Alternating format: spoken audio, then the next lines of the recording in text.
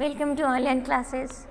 अभी हम लोग संस्कृत में ऋतु चक्रम पढ़ रहे थे, अर्थात ऋतुओं का चक्र।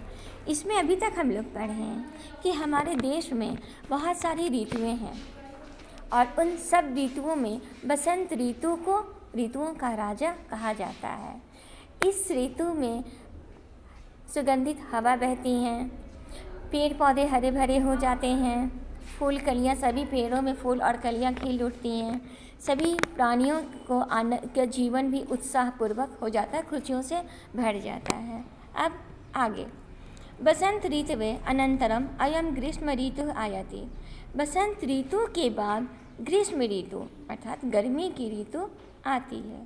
सूर्य प्रचंड रूपेण पृथ्वी में तापयति, और गर्मी के मौसम में सूर्य का प्रचंड रूप अर्थात बहुत भयंकर, बहुत बड़ा रूप हो जाता है, जिससे काफ़ी गर्मी हो जाती है, जिससे सारी पृथ्वी तप जाती है, गर्म हो जाती है।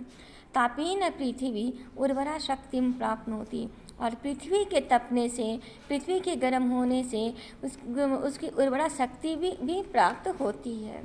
ग्रीष्मकाले दिवसा दीर्घा रात्रया स्व अल्पा च भवन्ति। गर्मी के मौसम में दिन लंबी और रातें छोटी होती हैं। ग्रीष्मान अनंतरम पावसा इत्यागच्छति। गर्मी के बाद बरसात का मौसम आता है। अस्मिन् काले गगनात् वर्षा वर्षति, और इस मौसम में उस पे आसमान से वर्षा होती है, पानी बरसते हैं। गर्मी के ऋतु के बाद बरसात का मौसम आता है और इस मौसम में पानी बरसते हैं। वर्षा एताम भूमि सिंचती, वर्षा के जल से भूमि की सिंचाई होती है।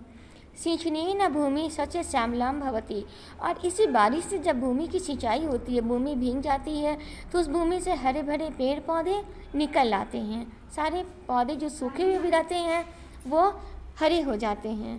कृषका मोदेन कृषि कार्यान कुर्वन्ति, किसान सुखी से कृषि का बहुत खुश होकर अपने कृषि के कार्यों की, अपने खेतों की उपजाई करते हैं, खेतों को जोतते हैं। Thank you.